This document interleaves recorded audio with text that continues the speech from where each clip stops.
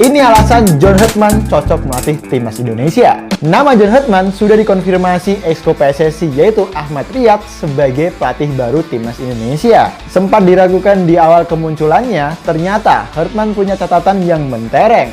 John Herdman pernah membawa Kanada lolos ke Piala Dunia 2022 setelah menunggu 36 tahun lamanya. Tak hanya itu, dirinya juga membawa Kanada tak terkalahkan dalam 17 pertandingan dari tahun 2021 hingga 2022. Selain itu, Herdman juga membawa Kanada bertengger di peringkat FIFA tertingginya sepanjang sejarah di ranking 33 dunia. Kalian pikir prestasinya hanya itu? Kalian salah.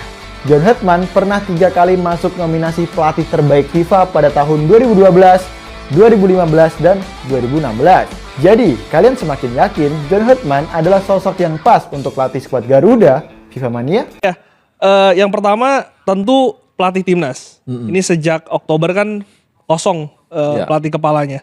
John Herdman itu terakhir diisukan menguat untuk bisa menjadi pelatih selanjutnya untuk timnas Indonesia. Prosesnya sampai sejauh mana sekarang, Bang? Kemarin kita udah rapat ya, sampai 2 kali tuh rapatnya. Dan diskusi sangat positif di Exco. Semua menyampaikan pendapatnya.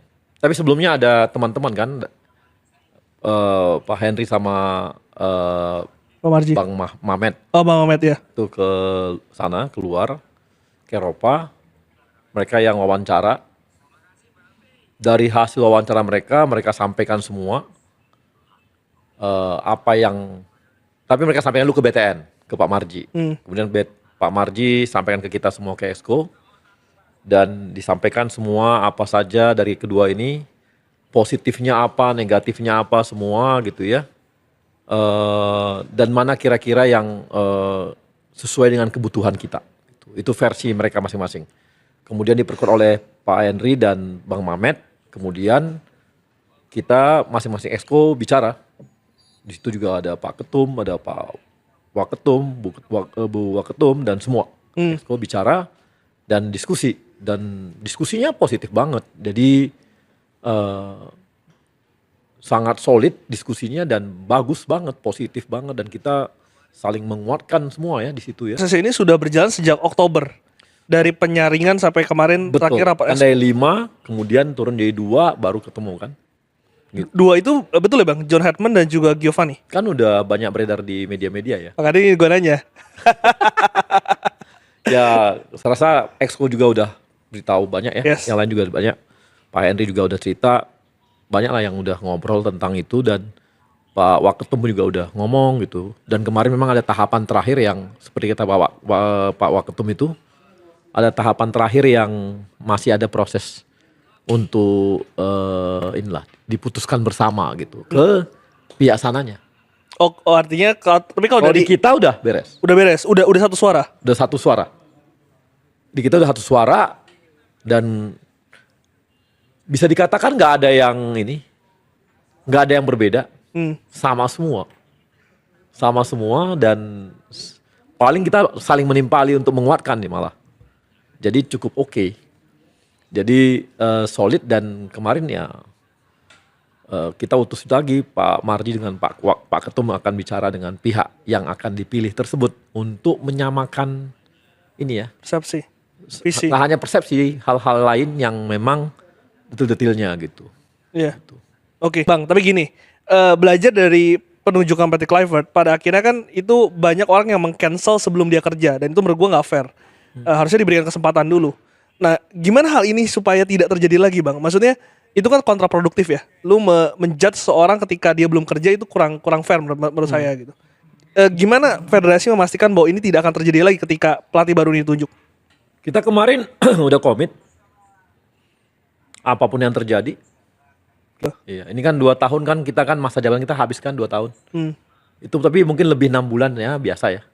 Kayak kemarin juga Sintayong kan begitu lebih dari 6 bulan kan. Betul. Iya kan. Nanti juga begitu. Artinya Piala Asia 2027 itu mungkin bisa menjadi evaluasi kali ya untuk pelatih ini diperpanjang 2 tahun lagi atau enggak? Betul. Jadi intinya dia cerita bahwa memang John Herdman ini memilih melatih Indonesia karena ada sebuah tantangan untuk membawa timnas lolos ke Piala Dunia dan dia diberikan master kontrak 4 tahun yang dibagi dalam beberapa klausul. Yang pertama, klausulnya adalah dia wajib menetap lebih lama di Indonesia. Yang kedua, dia wajib memilih asisten lokal dengan berkomunikasi dengan PSSI. Yang ketiga, dia wajib memonitor pemain-pemain yang bermain di liga lokal. Dan juga dia perlu melatih timnas Indonesia U23 dalam upaya juga melakukan regenerasi untuk bisa mempromosikan pemain-pemain dari U23 ke timnas senior, karena 2 tahun itu kan, ini kan 4 tahun nih dia dikasih kontrak, tapi kan nih saya lagi masuk nih ke durasinya. Jadi master kontrak itu 4 tahun tapi dibagi 2, jadi 2 tahun dulu. Nah 2 tahun ini sudah fix dia diberikan kontrak, tapi nanti setelah 2 tahun akan dievaluasi progres dan juga cara dia melakukan regenerasi dan juga cara timnas bermain. Nah jika ini memang sinkron semuanya, baru akan diperpanjang 2 tahun lagi, karena memang proyek utamanya ini adalah untuk membuat timnas lolos ke Piala Dunia 2030. Bukan berarti mengesampingkan Piala AFF atau juga tentunya Piala Asia, enggak, tetap itu juga tetap akan dijaga, tapi utamanya ini untuk bawa ke Piala Dunia tahun 2030 yang seharusnya dengan tim yang sekarang kita punya yang lebih matang, itu bukan hal yang mustahil. Tapi pelatih ini kan butuh waktu. Jadi jangan salah paham ketika saya mengatakan waktu bukan artinya proses, tapi waktu, karena dia datang ke negara yang sangat berbeda dibandingkan Kanada dan Selandia Baru. Walaupun Selandia Baru dekat dengan kita, tapi kan beda ya. Dan kedua, dia perlu juga mempelajari peta kekuatan nih di Asia. Walaupun kalau saya melihat catatan dia ketika melatih Kanada, wah tim-tim Asia sih dibabat semua itu sama dia, gak ada cerita lah. Jadi memang ini pelatih yang mengutamakan bagaimana para pemain itu bisa bermain sesuai dengan filosofinya. Apa filosofinya? Nah banyak kan di sosial media yang sekarang bernarasi, wah ini main juga dengan 3 center back, kemungkinan pragmatis. Gak ada pragmatis dalam permainan John Herdman. Jadi 3 center back itu tidak selalu bermain bertahan, karena 3 center back itu bisa juga bermain middle block, apalagi high pressing bisa saja itu dimainkan. Seperti timnas Belanda main 3 center back tapi kan nggak tunggu di belakang, mainnya blockingnya itu di tengah.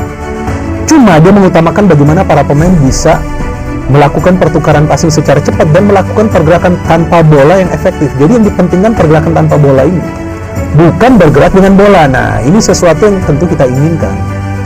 Jadi dengan konsep permainan yang sedikit berbeda, tentu dia harapkan para pemain kita bisa adjust, bisa beradaptasi. Nih hari lagi kan radang tenggorokan ya, saya gak baik-baik nih udah 2 minggu. Jadi bagaimana para pemain kita tuh bisa beradaptasi dengan konsep dia. Maka itu saya berkali-kali katakan, give him time. Jadi dia berhasil atau enggak itu tergantung kepada kita juga sebagai supporter. Jangan dikit-dikit kita teriak, karena sebelumnya juga Lismia ada kalah di friendly tuh lawan Myanmar, banyak yang teriak out. Terus STI juga pernah kalah di friendly, gagal di AFF, Vitória sudah masuk ke final, gagal juga di AFF sebelumnya out. Padahal kan nggak perlu hal-hal seperti itu.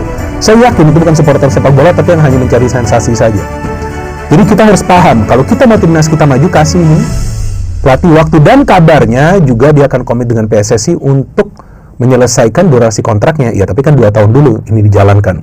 Terus kapan kira-kira John Herdman akan tiba di Jakarta? Nah kalau dari informasi kawan saya sama sekali tidak punya koneksi di PSSI, jadi saya tidak bertanya kepada siapapun orang dalam di PSSI. Sebelumnya saya pernah bertanya ke jurnalis di tanah air, jurnalis senior, sebelumnya dia kasih informasi yang saya cerita juga, tapi kali ini saya nanya, katanya sangat tertutup federasi.